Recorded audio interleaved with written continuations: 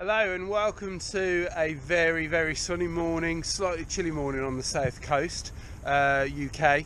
I've seen a few people doing this and thought it was quite a good idea just to let all connections within my LinkedIn circles know a bit more about me, what I do, that kind of thing. So I'm Tez Plavenieks, predominantly, mainly known for my sort of magazine work in and around stand-up paddleboarding, windsurfing and kayaking. So I'm founding editor of Windsurfing UK, which is a print magazine, digital e-zine, as well as obviously we've got the website. I'm also founding editor of SupMag UK.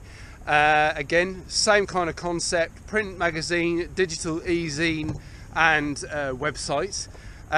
With those two magazines as well, we sort of make a conscious effort to look at the website as much as the print and sort of digital e-zine, so it is very much about multi-platform. Sitons.com, that's the Sit-on kayaking website only, but the sort of premise for all three is the same. We put out content, stories, articles to do with the sport, but from an everyman point of view. So it's not just about high-end pro style articles.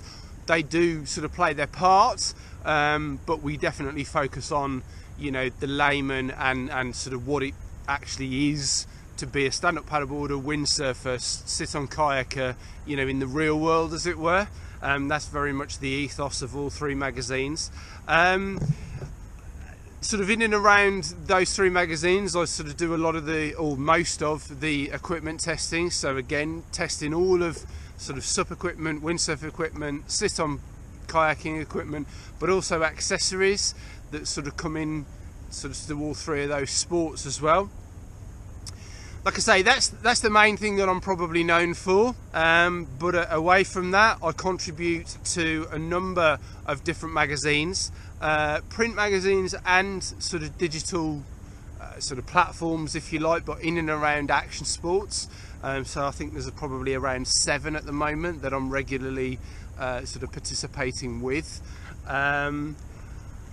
The second element of what I do is very much focused at digital, and that's the content creation element. Again, it's within water sports, within action sports. So I look at stand-up paddleboarding, obviously, windsurfing, sit-on kayaking, but also surfing, snowboarding. I touch on various other sports and essentially create content to help with traffic acquisition, SEO, that kind of thing. And that can be articles, that can be sort of image, look at photos. Again, with the sort of magazines, I do the equipment reviews, but I can also take a product, if you like, from a brand and create a piece of content around that. So utilize image. And then I also, of late, started doing what we call this, you've probably heard the term sort of brown paper bag video, a bit like this. So I'm in no way a video, you know, guru, if you like, but I can use an action camera and can do basic edits, and that's enough, you know, to sort of get the message, broadcast what it is you're trying to get across to the audience. So that's sort of a thing as well. And then the third element of what I do is I contract to a company called Oko, also based down on the south coast, and sort of that work is very much focused digitally, yes, but it's to do with monetization, so programmatic ads, AdSense, AdX, DFP, and other products from various other sources as well. So, you know, as far as I'm concerned, it's all content related. Obviously, you can't sort of have a successful website without good content, and even with the printed magazines, everything that sort of goes into the magazines ends up online.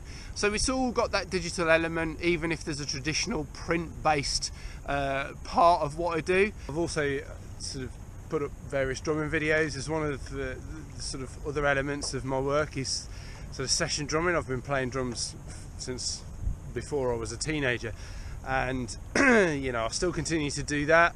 I've played in bands and do a lot of session work as well, and that sort of makes up another part of what I do. It's probably not as frequent, as the sort of magazine and content creation stuff, but it definitely plays a part. Thanks to Nick Robinson, who was probably the main source of inspiration from Algarve Addicts and Sup Algarve, for doing this video. But yeah, if you've got any questions about anything or want to hit me up for whatever reason, give me a shout.